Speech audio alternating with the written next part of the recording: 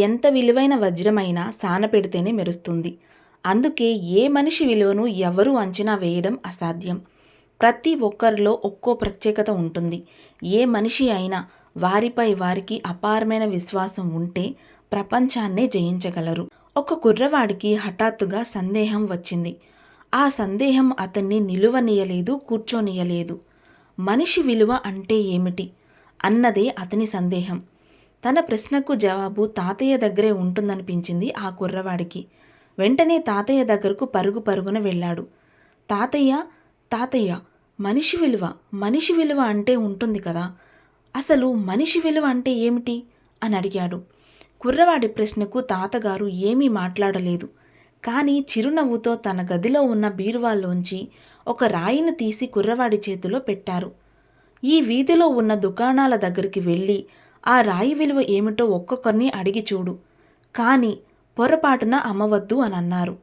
ఎర్రగా తళతళ మెరిసిపోతున్న ఆ రాయిని తీసుకుని కుర్రవాడు వీధిలోకి పరిగెత్తాడు. ముందుగా అతనికి ఓ పండ్ల దుకాణం కనిపించింది. దుకాణంలోకి వెళ్ళి ఆ దుకాణదారునికి తన దగ్గర ఉన్న రాయిని చూపించి, దీన్ని తీసుకుని మీరేం ఇవ్వగలరు అని అడిగాడు. పండ్ల దుకాణదారుడు ఆ రాయిని యగాదిగా చూసి, ఓ 5 డజన్ల యాపిల్స్ ఇస్తాను అని గొప్పగా చెప్పాడు.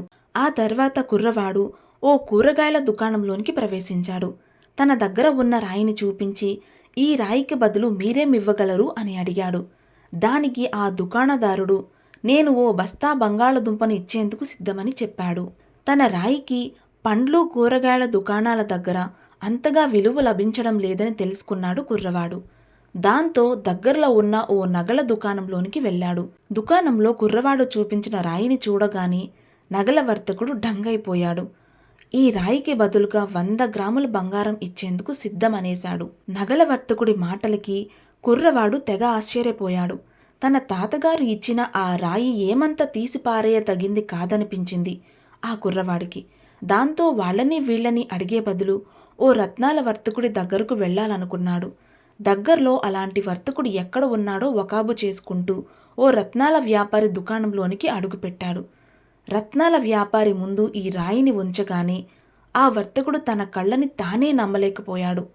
ఓ ముఖమూల్ వస్త్రం తీసుకుని బల్లమీద పరిచి కుర్రవాడి చేతిలోని రాయిని అపురూపంగా దానిమీద ఉంచాడు. ఇది మామూలు రాయి కాదు, ఇది ఓ గొప్ప పగడం. నా ఆస్తంతా అమ్మినా కూడా దీనిని నేను కొనలేను అంటూ తల వంచి ఆ రాయి ముందు మోకరిల్లాడు. రత్నాల వ్యాపారి దుకాణంలో జరిగిన సంఘటనకి కుర్రవాడు తెగ ఆశ్చర్యపోయాడు. తన చేతిలో ఉన్న రాయిని పదిలంగా గట్టిగా పట్టుకుని అదెక్కడ చేజారిపోతుందో అన్న భయంతో తాతయ్య దగ్గరకు పరుగు తీశాడు. తాతయ్య కుర్రవాడు చెప్పిందంతా చిరునవ్వుతో విన్నాడు. ఇవాళ ఉదయం నువ్వు నన్ను మనిషి విలువ ఏమిటి అని అడిగావు కదా, నీకు ఎదురుపడిన అనుభవాలే నీ ప్రశ్నకు సమాధానంగా నిలుస్తాయి. నువ్వు ఆ అమూల్యమైన పగడం లాంటి వాడివి.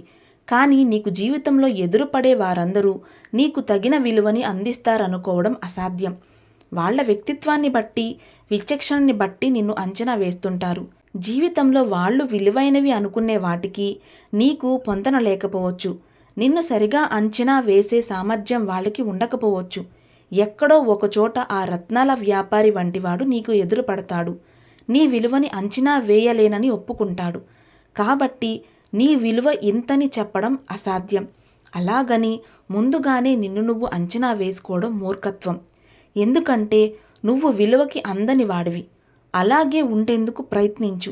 నీ మీద నువ్వు గౌరవం ఉంచుకో. పండ్ల వ్యాపారి, కూరగాయల వ్యాపారుల్లాగా నిన్ను తేలికగా అంచనా వేసే చోట చవకగా అమ్ముడుపోవద్దు అని చెప్పుకొచ్చాడు. ఇంతకీ ఈ కథ యొక్క సారాంశం ఏంటో చూద్దామా? విన్నారు కదండి ఈ కథ. ఇంతకీ ఈ కథలో ఉన్న సందేశం ఏంటో చూద్దాం. మనిషి విలువ చాలా అమూల్యమైనది అని అర్థం. ఈ కథ మీకు నచ్చినట్లయితే వీడియోకి ఒక చిన్న లైక్ ఇవ్వండి, షేర్ చేయండి.